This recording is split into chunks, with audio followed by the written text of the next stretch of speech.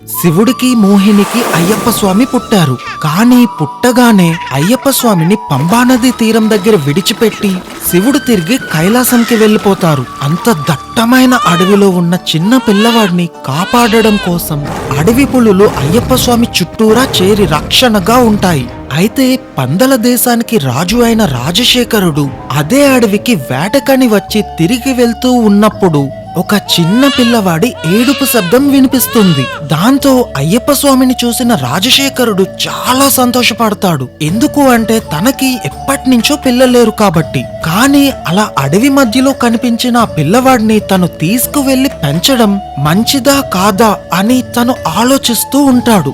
సరిగ్గా అప్పుడే ఒక సాధువు వచ్చి, ఈ పిల్లవాడి పేరు మణికంఠుడు, ఇతను నీ వంశానికే ఎంతో కీర్తి ప్రతిష్టలు తీసుకువస్తాడు, కాబట్టి ఈ పిల్లవాడిని తీసుకువెళ్లి పెంచుకో. దీనికి 12 సంవత్సరాలు నిండిన తర్వాత ఇతను ఎవరు అని నీకే తెలుస్తుంది అని చెప్పడంతో రాజు ఎంతో సంతోషించి మణికంఠుడిని తీసుకొని తన రథం ఎక్కి రాజ్యం వైపుగా బయలుదేరాడు. ఈ కథలో ముందుకు వెళ్లే ముందు ఒక్క క్షణం పాజ్ చేసి ఈ వీడియోకి ఒక లైక్ చేయండి. అలాగే అయ్యప్ప స్వామికి జై అని కామెంట్ చేయండి. మన ధర్మాన్ని మనం గౌరవించడానికి ఎప్పుడూ సిగ్గుపడకూడదు. కాబట్టి సగర్వంగా మీరు ఈ వీడియోని మీకు తెలిసిన వాళ్ళకి షేర్ చేయండి. మీరు లైక్ ఇంకా కామెంట్ చేయడం వల్ల ఈ వీడియో మరికొన్ని మందికి వెళ్తుంది.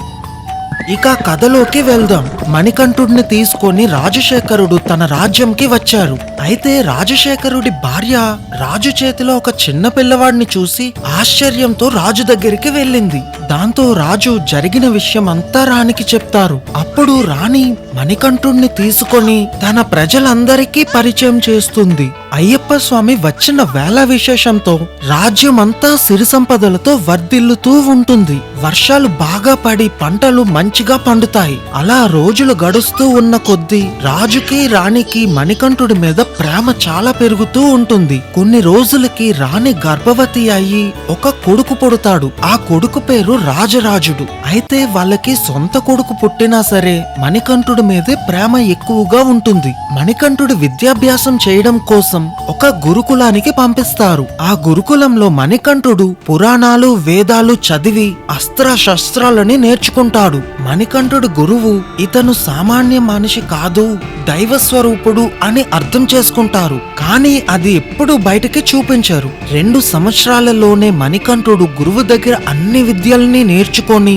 గురువుకి గురుదక్షిణ ఏమివ్వాలో అని అడుగుతాడు. అయితే ఆ గురువుకి ఉన్న కొడుకు చిన్నప్పటి నుంచే గుడ్డివాడు ఇంకా మూగవాడు కూడా. దాంతో అయ్యప్ప స్వామిని తన కొడుకుకి చూపుని ఇంకా మాటల్ని ఇమ్మని కోరుకుంటాడు. అప్పుడు అయ్యప్ప స్వామి తన గురువు కొడుకుని పిలిపించి చూపుని ఇంకా మాటల్ని ప్రసాదిస్తారు. కానీ ఈ విషయం బయట ఎవ్వరికీ చెప్పొద్దు అని మాట తీసుకుని గురుకులం నుంచి బయలుదేరుతాడు. రాజ్యంకి తిరిగి వచ్చిన మణికంఠుడిని చూసి రాజు చాలా సంతోషించి వెంటనే మణికంఠుడిని రాజుగా పట్టాభిషేకం చేద్దామని నిర్ణయించుకుంటాడు. అదే రోజు రాత్రి రాజు రాణితో ఈ విషయం చెప్తారు. అప్పుడు రాణి చాలా సంతోషపడి వచ్చే వారమే మణికంఠుడికి పట్టాభిషేకం చేద్దాం అని మాట్లాడుకుంటారు. కానీ మరుసటి రోజు రాజు దర్బార్లో ఉండే దీవాన్ అంటే మంత్రి రాజు దగ్గరికి వచ్చి, ఏంటి రాజా ఈ బుర్రలేని పని, నీ సొంత కొడుకు ఉండగా ఎక్కడో దొరికిన వాడిని నువ్వు రాజు చేస్తానంటావేంటి?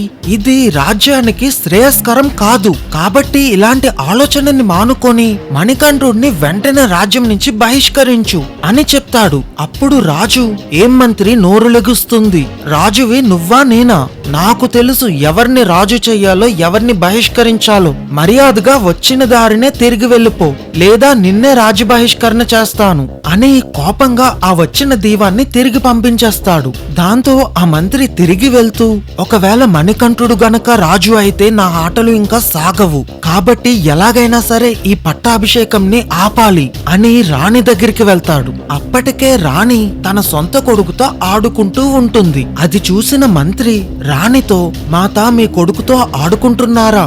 సరే ఇప్పుడే ఆడుకోండి, ఎలాగో ఇంకా ఎక్కువ రోజులు మీ కొడుకు మీతో ఉండడు అని అంటాడు. దానికి ఆశ్చర్యపోయిన రాణి, ఏమంటున్నావు దీవాన్ అని అడుగుతుంది. అప్పుడు ఆ మంత్రి, మరి లేకపోతే ఏంటి మాత, మీ సొంత కొడుకు మీ రక్తం పంచుకొని పుట్టిన పిల్లవాడిని కాదని ఎక్కడో అడవిలో దొరికిన వాడిని తీసుకువచ్చి రాజుని చేస్తారా? వాడి కులం ఏంటో కూడా మనకి తెలియదు. ఒకవేళ వాడు శత్రువు కొడుకైతే ఏం చేస్తారు? వాడిని గనక మీరు రాజుని చేస్తే మరుసటి రోజే మిమ్మల్ని మీ కొడుకుని రాజ్యం నుంచే తోలేస్తాడు. అయినా మీ సొంత కొడుకు ఉండగా ఎక్కడో దొరికిన వాడిని రాజు చేయాల్సిన అవసరమేంటి అని లేనిపోని విషయాన్ని రాణి మనసులోకి ఎక్కిస్తాడు ఆ మంత్రి. ఇదంతా విన్న రాణి పుత్రుడి పైన వ్యామోహంతో ఆలోచించడం మొదలు పెడుతుంది. అలా ఆ రాణి ఇంకా మంత్రి ఒక్కటయ్యి మణికంఠుడిని చంపేయడం కోసం వ్యూహం పన్నుతారు.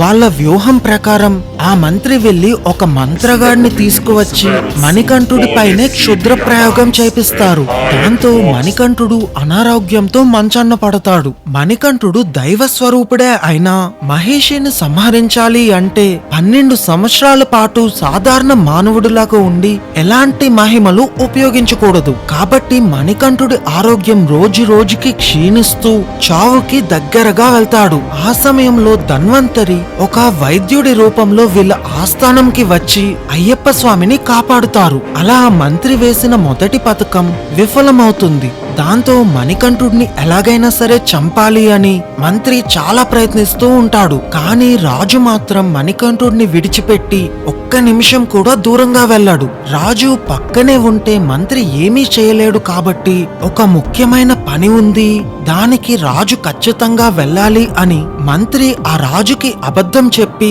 మణికంఠుడి నుంచి దూరంగా పంపిస్తాడు. అలా రాజు దూరంగా వెళ్ళగానే మంత్రి మణికంఠుడు తినే అన్నంలో విషం కలిపి తినిపిస్తాడు. రెండవసారి మణికంఠుడు చనిపోబోతుంటే శివుడు అయ్యప్ప స్వామి శరీరంలో ఉన్న విషాన్ని తీసుకొని మణికంఠుడిని బ్రతికిస్తారు. ఇలా 2 సార్లు వేసిన పథకాలు విఫలమవ్వడంతో మంత్రి ఇంకా ఏమీ స్వయంగా చెయ్యలేడు అని అర్థం చేసుకొని రాణి దగ్గరికి వెళ్లి, మాత, ఆ అయ్యప్పను ఈ రాజ్యంలో ఉన్నంత వరకు మనం ఏమీ చెయ్యలేము. కాబట్టి ఒకే ఒక్క దారి ఉన్నది. మీరు తలనొప్పి అని చెప్పి పడుకొని ఎలాంటి వైద్యం చేసినా మీకు తగ్గలేదు అని చెప్పండి. మిగిలిన కథ నేను చూసుకుంటాను అని అంటాడు. దానికి సరే అని రాణి తలనొప్పి నాటకం మొదలు పెడుతుంది. ఈ విషయం తెలియక రాజు ఎన్నో మంది వైద్యుల్ని పిలిపిస్తాడు. కానీ ఎన్ని మంది వైద్యం చేసినా రాణి తలనొప్పి తగ్గట్లేదు అనే చెప్తుంది. అప్పుడు మంత్రి ఒక మంత్రగాడిని పిలిపించి, రాణికి నయం అవ్వాలి అంటే అడవి నుంచి పులిపాలు తెస్తేనే సరవుతుంది,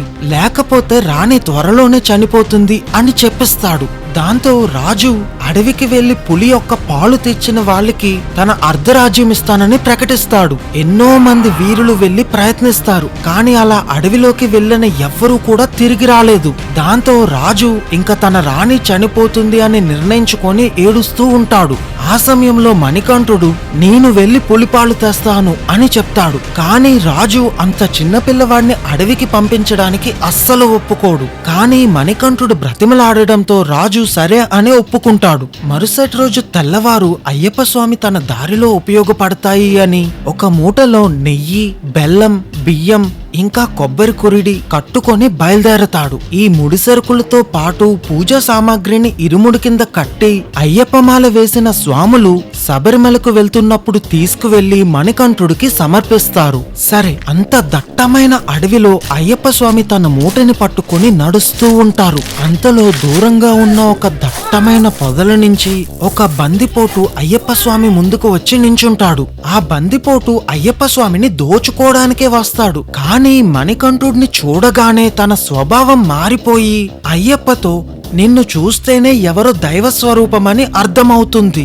నేను కూడా నీతో పాటే వస్తాను అని అంటాడు. కానీ అయ్యప్ప, త్వరలోనే నన్ను దర్శించుకోవడానికి లక్షల్లో భక్తులు వస్తారు. వాళ్ళకి ఈ అడవిలో ఉన్నంత వరకు వాళ్ళ రక్షణ బాధ్యత నీదే, కాబట్టి నువ్వు ఇక్కడే ఉండి వాళ్ళని కాపాడుతూ ఉండు అని ఆ బందిపోటుకి ఆశీర్వదించి అయ్యప్ప స్వామి తిరిగి నడుచుకుంటూ వెళ్ళిపోతారు. ఆ దారిలో కనిపించిన బందిపోటే వావర స్వామి. అలా తన దారిలో వెళ్తున్న అయ్యప్ప స్వామికి మహిషి అనే రాక్షసి ఎదురుపడుతుంది. ధర్మాన్ని స్థాపించడం కోసం అయ్యప్ప స్వామి మహేషితో యుద్ధం చేయడం మొదలు పెడతాడు. ఆ భయంకరమైన యుద్ధం కొన్ని రోజుల పాటు సాగుతుంది. ఆఖరిగా మహేషిని అయ్యప్ప స్వామి సంహరించి అక్కడే రుద్ర తాండవం చేస్తాడు. అక్కడ చనిపోయిన మహేషి శరీరం నుంచి ఒక దేవకన్య జన్మిస్తుంది. తనే మాలికాపురత్తమ్మ.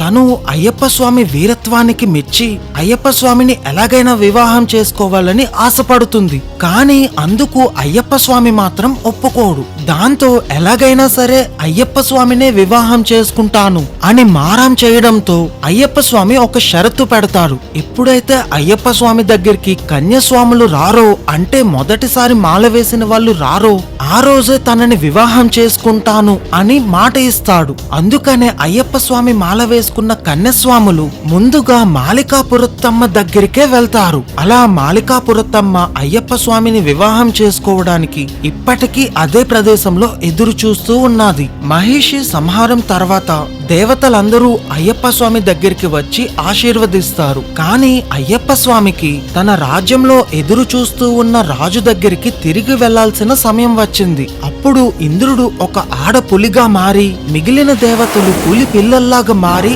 మణికంఠుడిని తన భుజాన్ని ఎక్కించుకొని మణికంఠుడి రాజ్యానికి తీసుకువెళ్తారు. అలా పులి మీద సవారీ చేస్తూ వస్తున్న మణికంఠుడిని చూసి రాజ్యంలో ప్రజలందరూ ఆశ్చర్యపోతారు. అప్పటికి సరిగ్గా అయ్యప్ప స్వామికి 12 సంవత్సరాలు నిండుతాయి. రాజు దగ్గరికి వెళ్లిన అయ్యప్ప స్వామి పులిపాలు కావాలా అని అడుగుతాడు. కానీ రాజు ఏడుస్తూ అయ్యప్ప స్వామి కాళ్ల మీద పడి, నువ్వు అడవికి వెళ్లిన మరుసటి రోజే రాణికి తలనొప్పి తగ్గిపోయిందంట అని చెప్పి ఇదంతా రాణి చేసిన కుట్ర అయి ఉంటుంది అని గ్రహించి బాధపడుతూ ఉంటాడు. అంతలో అయ్యప్ప స్వామి రాజశేఖరుడికి దొరికినప్పుడు వచ్చిన సాధువు మళ్ళీ ఇప్పుడు ఆ రాజు దగ్గరికి వచ్చి అయ్యప్ప స్వామి ఎవరు అని చెప్తారు. అప్పుడు అయ్యప్ప స్వామి, నేను పుట్టిందే మహేషిని సంహరించడం కోసం, కాబట్టి ఇక్కడ నా పని అయిపోయింది, నేను తిరిగి దేవలోకంకి వెళ్లిపోవాలి అని చెప్పి అడవిలోకి ఒక బాణాన్ని వేస్తాడు. ఆ బాణం పడిన చోటే శబరిమల. అక్కడ నాకు ఆలయాన్ని నిర్మించండి, నేను అక్కడ విగ్రహ రూపంలో ఉండి భక్తులకి దర్శనమిస్తాను అని చెప్పి అదృశ్యమైపోతారు. అలా శివుడికి కొడుకుగా జన్మించి మహేషి అనే రాక్షసుని చంపి ఈ భూమి మీద ధర్మాన్ని 4 కాళ్ళ మీద నిలబెట్టిన స్వామి ధర్మసస్థ అయిన అయ్యప్ప స్వామి. అయ్యప్ప స్వామికి ఉండే వేరే పేర్లు ఏంటో తెలిస్తే కామెంట్స్ లో రాయండి. ఈ వీడియోకి లైక్ చేశారు కదా. అందరికీ నమస్కారం. జై హింద్.